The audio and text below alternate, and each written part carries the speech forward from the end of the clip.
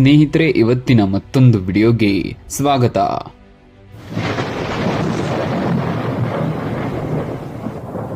ರೇಣುಕಾ ಸ್ವಾಮಿ ಪ್ರಕರಣದಲ್ಲಿ ನಮ್ಮ ತನಿಖೆ ಪೂರ್ಣಗೊಂಡಿದೆ. ಚಾರ್ಜ್ ಶೀಟ್ ಈಗಾಗಲೇ ತಯಾರಾಗಿದ್ದು ಪಬ್ಲಿಕ್ ಪ್ರಾಸಿಕ್ಯೂಟರ್ ಅವರಿಗೆ ನೀಡಿ ಸಲಹೆಗಳನ್ನು ಪಡೆಯಲಾಗಿದೆ ಎಂದು ಪೊಲೀಸ್ ಕಮಿಷನರ್ ದಯಾನಂದ ಅವರು ಈಗಾಗಲೇ ತಿಳಿಸಿದ್ದಾರೆ. ರೇಣುಕಾ ಸ್ವಾಮಿ ಕೊಲೆ ಕೇಸ್ನಲ್ಲಿ ನಟ ದರ್ಶನ್ ಜೈಲು ಸೇರಿದ್ದಾರೆ. 2 ತಿಂಗಳುಗಳಿಂದ ತನಿಖೆ ನಡೆಸಿರುವ ಪೊಲೀಸರು ಪ್ರಕರಣಕ್ಕೆ ಸಂಬಂಧಿಸಿದಂತೆ 4,000 ಪುಟಗಳ ಚಾರ್ಜ್ ಶೀಟ್ ಕೂಡ ಸಿದ್ಧಪಡಿಸಿದ್ದಾರೆ ಎನ್ನಲಾಗ್ತಿದೆ. ನ್ಯಾಯಾಲಯಕ್ಕೆ ಚಾರ್ಜ್ ಶೀಟ್ ಸಲ್ಲಿಕೆ ಮಾಡುವ ಬಗ್ಗೆ ಪೊಲೀಸ್ ಆಯುಕ್ತ ದಯಾನಂದ್ ಸುದ್ದಿಗೋಷ್ಠಿ ನಡೆಸಿ ಮಾಹಿತಿ ನೀಡಿದ್ದಾರೆ. ರೇಣುಕಾ ಸ್ವಾಮಿ ಕೊಲೆ ಪ್ರಕರಣದ ತನಿಖೆ ಪೂರ್ಣಗೊಂಡಿದ್ದು ಚಾರ್ಜ್ ಶೀಟ್ ಕೂಡ ಸಿದ್ಧವಾಗಿದೆ ಎಂದಿದ್ದಾರೆ. ದರ್ಶನ್ ಕೇಸ್ನ ಚಾರ್ಜ್ ಶೀಟ್ ಸಿದ್ಧಗೊಂಡಿದೆ.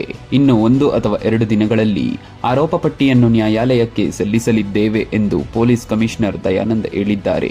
ವಿಧಿವಿಜ್ಞಾನ ಪ್ರಯೋಗಾಲಯದಿಂದ ಇನ್ನು ಕೆಲವು ವರದಿಗಳು ಬರಬೇಕಿವೆ ಎಂದು ತಿಳಿಸಲಾಗ್ತಿದೆ. ಹೈದರಾಬಾದ್ನ FSLನಿಂದ ಬರಬೇಕಾಗಿರುವ ಕೆಲವು ವರದಿಗಳಿಗೆ ತಂಡ ಕಾಯ್ತಿದೆ. ಆ ವರದಿಗಳು ಬರಬೇಕಿವೆ. ಈ ವರದಿ ಹೊರತುಪಡಿಸಿ ಚಾರ್ಜ್ ಶೀಟ್ ಸಲ್ಲಿಕೆ ಮಾಡ್ತೇವೆ. ಹೈದರಾಬಾದ್ನಿಂದ ವರದಿ ಬಂದ ಬಳಿಕ ಹಲವುಗಳನ್ನು ಇದರಲ್ಲಿ ಸೇರಿಸುವುದಾಗಿ ಕಮಿಷನರ್ ಹೇಳಿದ್ರು.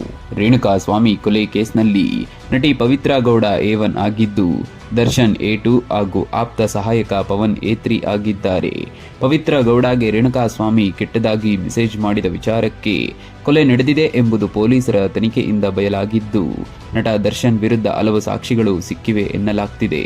ನಟ ದರ್ಶನ್ A1 ಆಗುವ ಸಾಧ್ಯತೆ ಕೂಡ ಇದೆ ಎನ್ನಲಾಗ್ತಿದೆ. ಆರೋಪಿ ನಂದೀಶ್ ಎಂಬಾತ ಶೆಡ್ನಲ್ಲಿ ರೇಣುಕಾ ಸ್ವಾಮಿ ಮೇಲೆ ಹಲ್ಲೆ ಮಾಡಿದ್ದ.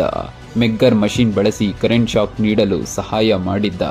ಮೃತದೇಹ ವಿಲೇವಾರಿ ಮಾಡುವಲ್ಲಿಯೂ ಪ್ರಮುಖ ಪಾತ್ರ ವಹಿಸಿದ್ದ ಎಂದು ಹೇಳಲಾಗಿದೆ. 6ನೇಯ ಆರೋಪಿ ಆಗಿರುವ ಜಗದೀಶ್ ಹಣ ಪಡೆದು ಮೃತದೇಹ ಎಸೆಯಲು ಹೋಗಿದ್ದ ಎನ್ನಲಾಗಿದೆ. ಅನೇಕ ಬೆಚ್ಚಿ ಬೀಳಿಸುವ ಸಂಗತಿಗಳನ್ನು ಪೊಲೀಸರು ಚಾರ್ಜ್ ಶೀಟ್ನಲ್ಲಿ ಉಲ್ಲೇಖ ಮಾಡಿದ್ದಾರೆ ಎನ್ನಲಾಗಿದೆ. ಚಿತ್ರದುರ್ಗದಿಂದ ರೇಣುಕಾ ಸ್ವಾಮಿಯನ್ನು ಕಿಡ್ನಾಪ್ ಮಾಡಿ ಕರೆತಂದ ದರ್ಶನ್ ಗ್ಯಾಂಗ್ ಪಟ್ಟಣಗೆರೆ ಶೆಡ್ನಲ್ಲಿ ಕೂಡಿ ಹಾಕಿ ಹಲ್ಲೆ ನಡೆಸಿದ್ರು ಎನ್ನಲಾಗ್ತಿದೆ. ಜೂನ್ 8ರಂದು ನಡೆದಿದ್ದ ರೇಣುಕಾ ಸ್ವಾಮಿಯ ಕೊಲೆಯು ಜೂನ್ 9ರಂದು ಮೃತದೇಹ ಪತ್ತೆ ಆಗಿತ್ತು. ಮೃತದೇಹ ಸಿಕ್ತಿದ್ದಂತೆ 3 ಆರೋಪಿಗಳು ಪೊಲೀಸ್ ಠಾಣೆಯಲ್ಲಿ ಸರೆಂಡರ್ ಆದ್ರು. ಬಳಿಕ ಜೂನ್ 10ರಂದು 3 ಆರೋಪಿಗಳನ್ನು ಪೊಲೀಸರು ತೀವ್ರ ವಿಚಾರಣೆಗೆ ಒಳಪಡಿಸಿದ ವೇಳೆ ದರ್ಶನ್ ಹಾಗೂ ಪವಿತ್ರ ಗೌಡ ಹೆಸರು ಬಯಲಾಗಿತ್ತು. ಈ ಸಾಕ್ಷಿಗಳ ಹೊರತಾಗಿ ಆರೋಪಿಗಳು ರೇಣುಕಾ ಸ್ವಾಮಿ ಅವರ ಬಳಿ ಇದ್ದುದನ್ನು ಸಾಬೀತುಪಡಿಸಲು ಸಾಕಷ್ಟು ಸಾಕ್ಷ್ಯಾಧಾರಗಳಿವೆ ಎಂದು ಪೊಲೀಸ್ ಮೂಲಕ ತಿಳಿಸಿವೆ. ಪವಿತ್ರ ಗೌಡ ಸೇರಿದಂತೆ ಕೆಲ ಆರೋಪಿಗಳ ಬಟ್ಟೆಯಲ್ಲಿ ರೇಣುಕಾ ಸ್ವಾಮಿ ಅವರ DNA ಪತ್ತೆಯಾಗಿದೆ ಎಂದು ಹೇಳಲಾಗ್ತಿದೆ. ಆರೋಪಿಗಳ ಮೊಬೈಲ್ ಫೋನ್ಗಳ ಕರೆ ವಿವರಗಳು ಮತ್ತು ಟವರ್ ಲೊಕೇಶನ್ಗಳ ವಿಶ್ಲೇಷಣೆಯು ಅಪರಾಧದ ಸ್ಥಳದಲ್ಲಿ ಅವರ ಉಪಸ್ಥಿತಿಯನ್ನು ಸರಿಪಡಿಸುವುದು ಮಾತ್ರವಲ್ಲದೆ ಕ್ರಿಮಿನಲ್ ಪಿತೂರಿಯನ್ನು ಸ್ಥಾಪಿಸುತ್ತದೆ ಎಂದು ಆರೋಪ ಪಟ್ಟಿ ಆರೋಪಿಸಿದೆ. ಅದೇನೇ ಆಗಲಿ, ಕೋರ್ಟಿನ ಅಂತಿಮ ತೀರ್ಪು ಬರುವವರೆಗೂ ಎಲ್ಲರೂ ತಾಳ್ಮೆಯಿಂದ ಕಾಯಬೇಕು. ಧನ್ಯವಾದಗಳು. ಜೈ ಕರ್ನಾಟಕ.